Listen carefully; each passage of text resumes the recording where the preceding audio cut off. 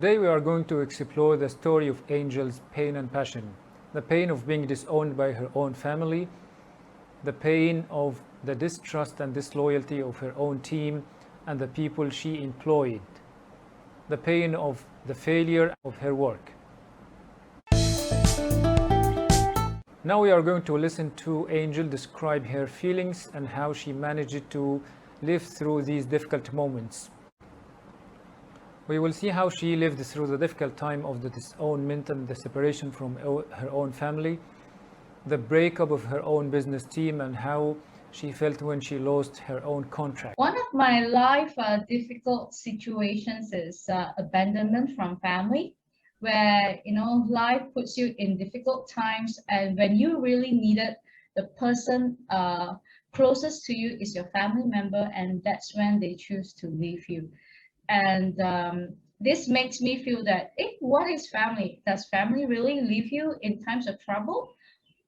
And then I realized, that families are not blood related. They are people with you, no matter any situation, regardless of colors, regardless of race, regardless of age. They will stick with you, through your ups and downs. So I was abandoned by my mother. When I lost a business that was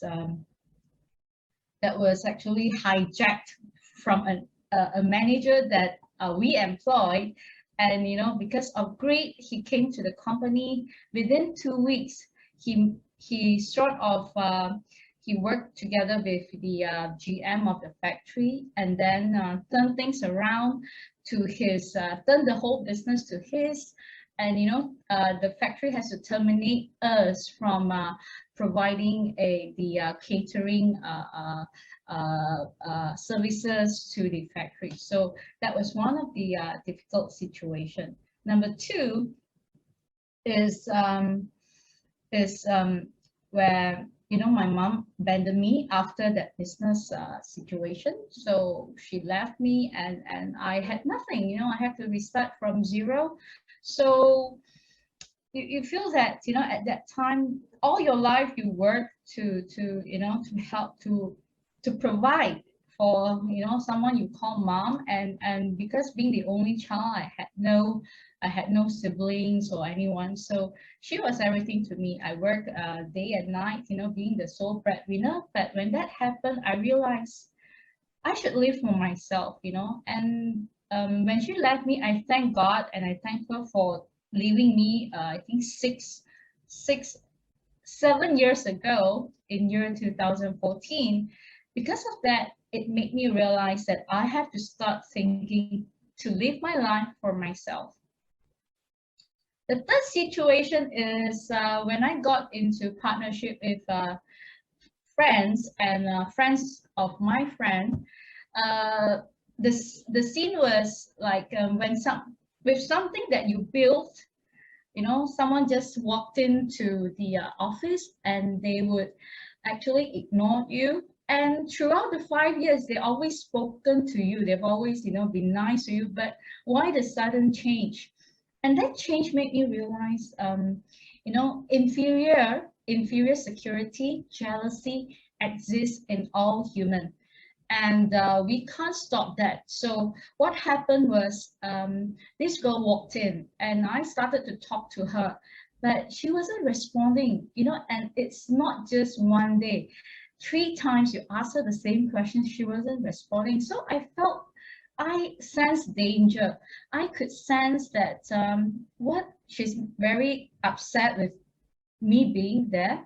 And then because of this, I approached and I confronted my two partners. I say, is this a culture? Is this a culture in our company that you don't greet people, and when people question you, say hi, how are you don't reply at all? And the reply, the feedback I got was, well, I think it is your problem. We young people do not have such cultures like you who greet people, say hello. That is you. We are not like that. And whether you want to accept the culture and the work environment you are with, or you can choose to go back to your old friends. So that really hurt me. Say that, oh, maybe perhaps you're too old, or you should go back to your old friends. And the question that came after that was, I think you have some psychological problems and you should see a psychiatrist. That was the first time I shed tears in front of two men, and I had to wear my sunglasses. So it was utterly a form of, it was very painful. So that was the first scene.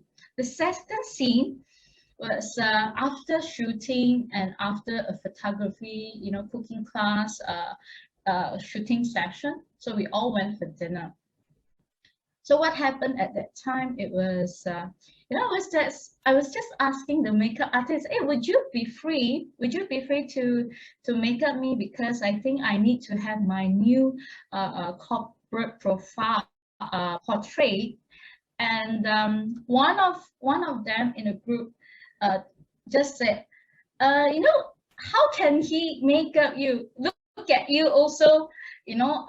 We have no appetite in Hokkien, in Chinese, like, so that was another, humiliation and insult to me.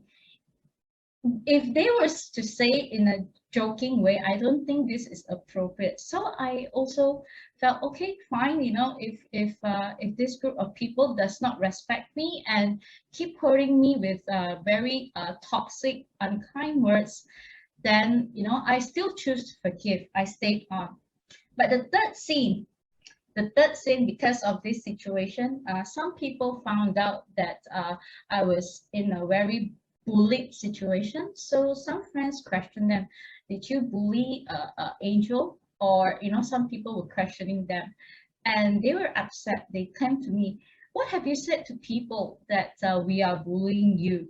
I say, well, I said what had happened, like the girl that came in, and whatever guy, the words that you said to me, I think it is disrespectful, and it's a form of bully. If you have not done that, and if you have apologized, I would not have, tell it to another party. So it's just about how I feel. And I told them, if I can accept your vulgar words and your improper, polite or improper cultures of working in, from your environment, why don't you learn to accept the good cultures, or polite,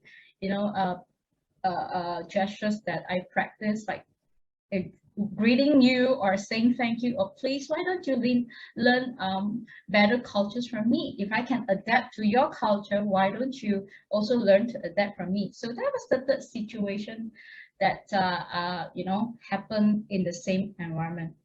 The last but not least, this was the worst, and this woke me up from staying in this environment. It really woke me up to actually walk away. We had a award ceremony. It's and what happened is the partners did not come, and their excuse was, oh, we have a photo shooting session. So to me, I was thinking, what could be more important than an event or a competition that you initiated to organize, but on the award day, you choose not to attend. So I was practically left in the whole room with 50 people from the media, the government side, the participants, with no one helping me.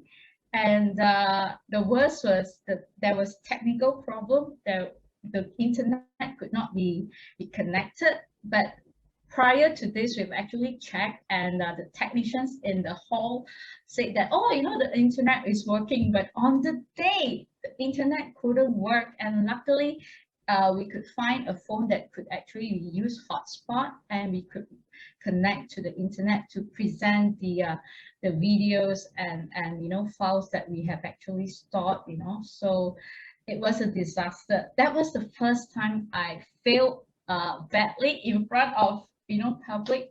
But that taught me, I think I should not continue with this people I used to call team or family. And I realized if people abandon you in these times, it is, you know, yeah, over a few times, and I felt like, okay, I think this is enough. This does not involve only me, but people who trusted me, the government, the media, the participants.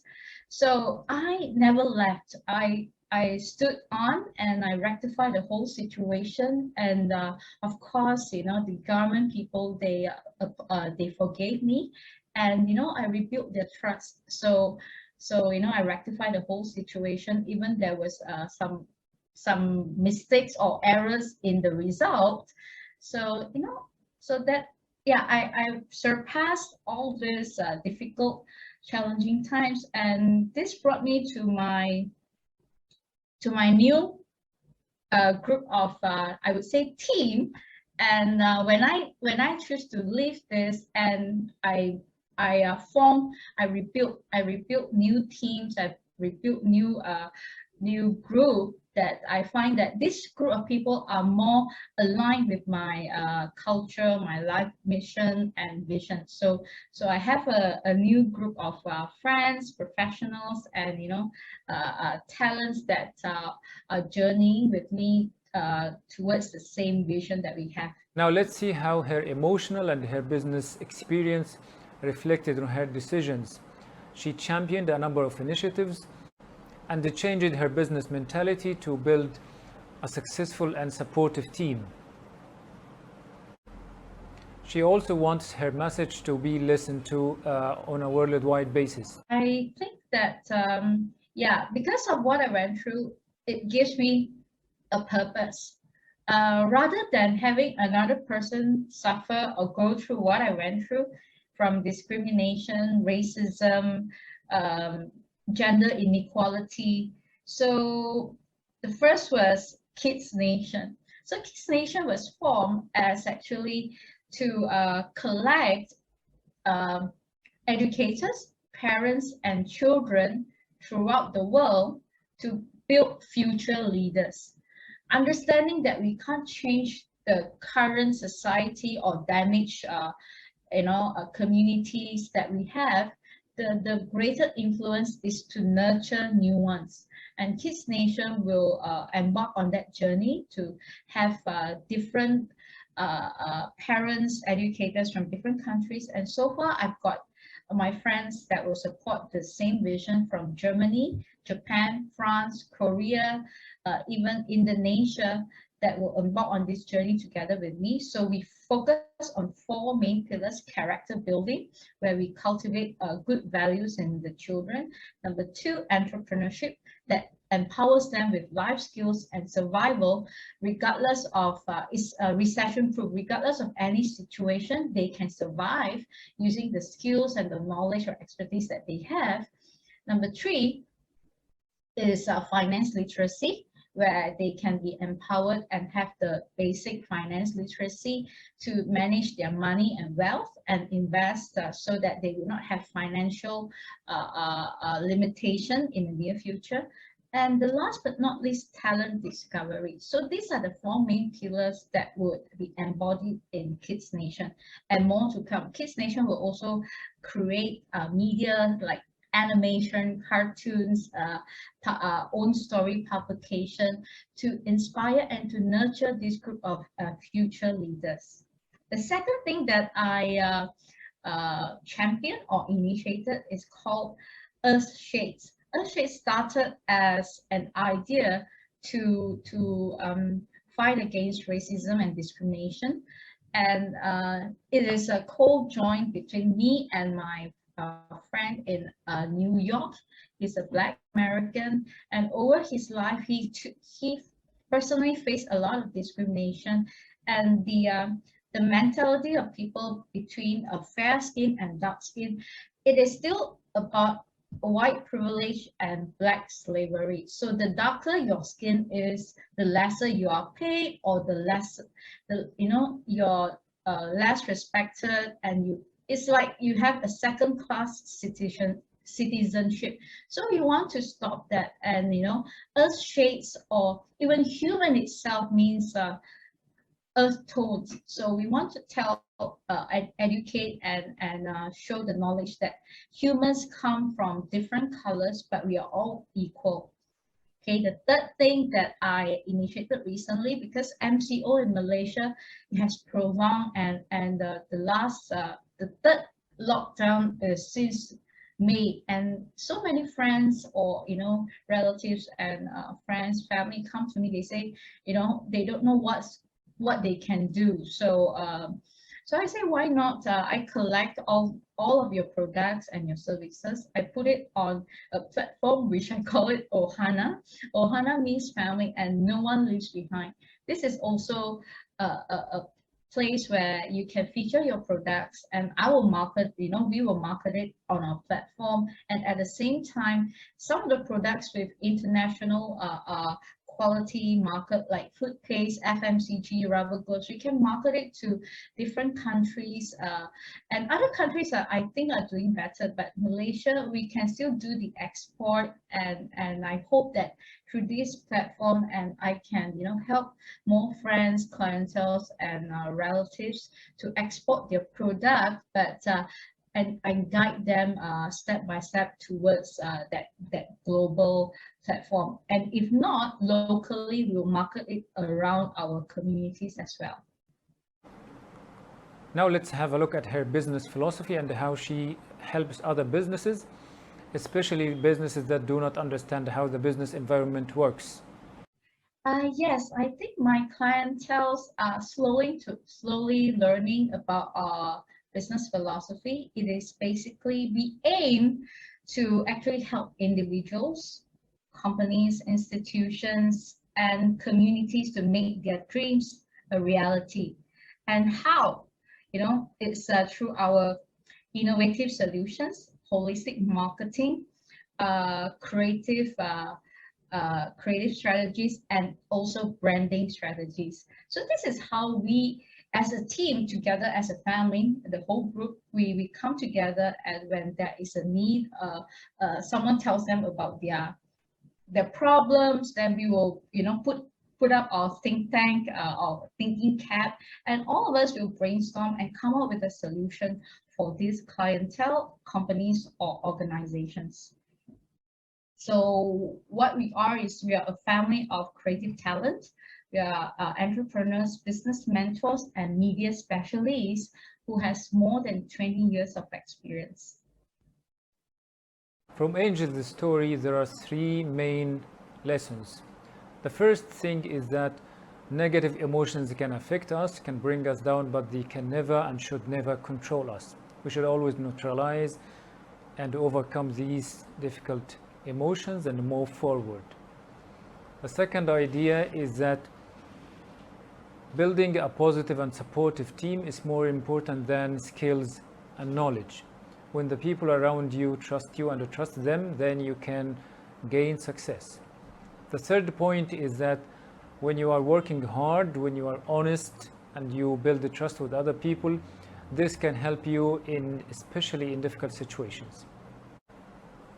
Now the question is for my viewers. Do you think that ethics is a matter of age or manners? I'm waiting for your ideas and answers in the comments.